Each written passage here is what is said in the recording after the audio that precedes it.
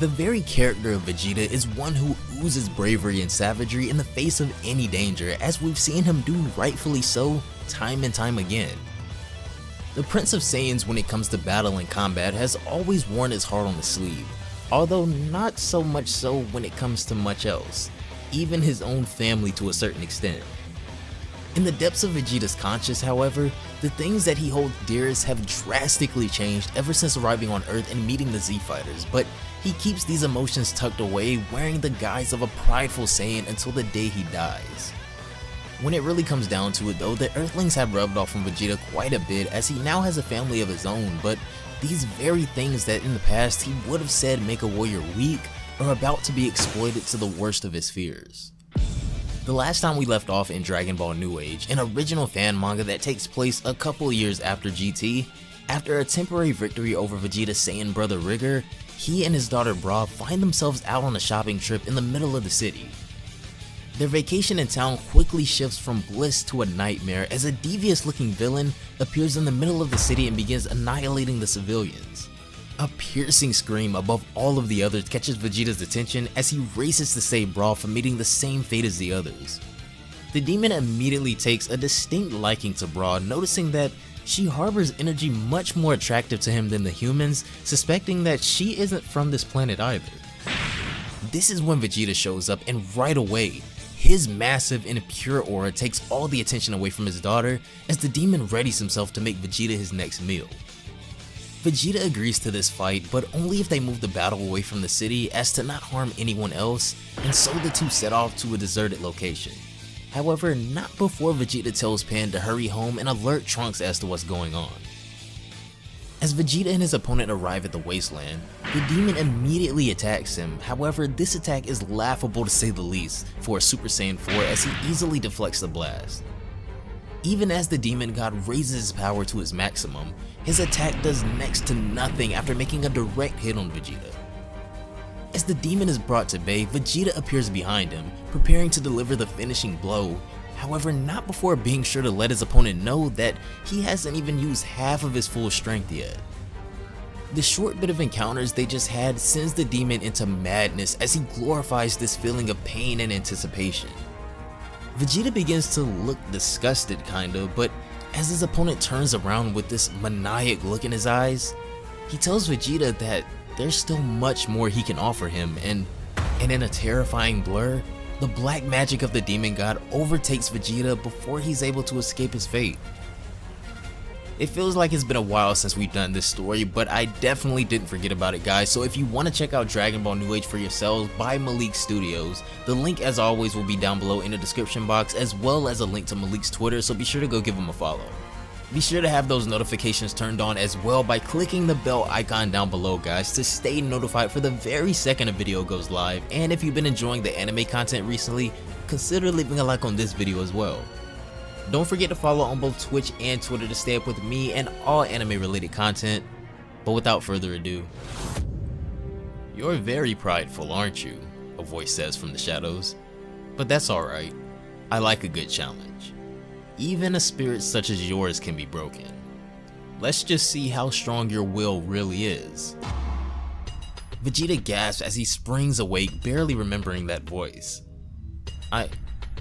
I'm okay, he says, as he looks at himself to see if anything happened after passing out. That being, he's gone, Vegeta says, surprised. He must have slipped away while I was unconscious. Where could he have gone? I still can't sense his ki at all, he continues, getting to his feet now. I don't have any way to keep track of him. Darn, I let my guard down. I won't let that happen again. I suppose I'll just head back to the city then, he says, putting his jacket back on, and then he heads off to look for Bra, flying away from the battlefield. As Vegeta is flying away, he comments that something certainly feels off, like the air is heavy and lifeless all of a sudden. It must have been from that magic, he says. It's affecting my senses. Just what the heck was that thing? That black fog that came out of him, Vegeta continues, remembering that horrible sensation that overtook him in that moment. Could it have been an illusion, or something created with his magic? He called himself the god of the demons, Vegeta continues, thinking to himself. I thought that title was for Deborah though. Maybe there's a connection between the two. The Kaioshins may know something about this. All of a sudden, Vegeta comes across a thick smoke blackening the skies as he asks, where is all of this coming from? As he gets closer, to his horror, the smoke is coming from the city that has been completely destroyed now, every last corner of it. That bastard! Only he could have done this, Vegeta says, clenching his fist now. He must have come back to the city and attacked it while I was unconscious, but why would he attack the city instead of me while I was... And then it hits him. Before their battle, the demon swore that he would return to the city and be sure to take the life of his daughter Bra, as Vegeta remembers that she was left here. As Vegeta scans the ruined city in a hurry, he eventually comes across that which sends a shiver down his spine. The one thing he feared most, the dead body of his only daughter. Vegeta shouts angrily into the sky, cursing the one that did this. As he begins to sob, he cradles the lifeless body of his daughter and begins to apologize for leaving her in the city and promises to personally see to the destruction of the one that did this. This is when a hand touches Vegeta's face, to the shock of Vegeta as Bra begins to move. "Don't worry, father," she hisses as she opens her eyes. "It's okay. I forgive you," she says, as we can see that Bra has been possessed by something or someone indicated by the blackened demonic eyes. Vegeta jumps back in shock, demanding to know what's going on. As Bra gets to her feet, Vegeta is completely taken aback by one look at her eyes, wondering just what the heck is going on here. "Don't be frightened yet, father," Bra hisses. "The real horror is about to begin." "What are you even saying right now?" Vegeta begs, still confused. "What's the matter with you, Bra?" "You mortals and your fragile mind," she says, "so easily polluted by fear and illusion." She extends her arms out to the side and releases a massive amount of power, and as we look at the next panel, it seems that she's also harnessing the same black magic as the setting begins to transform. "Just what is all of this? What's happening?" Vegeta says as the ruin around the city begins to become engulfed in darkness. "This is my realm," she replies, "a realm between the darkness of sleep and the delirium of madness.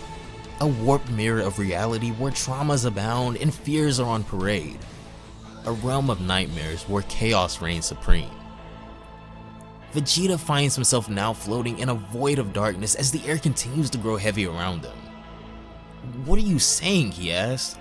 "Are you saying that I'm dreaming all of this?" "In a manner of speaking," she replies, "but this is far deeper than a mere dream. I've existed long enough to know that even the strongest of mortals tend to leave their minds the most unguarded. Physical strength alone is nothing. The power of the mind is a necessity.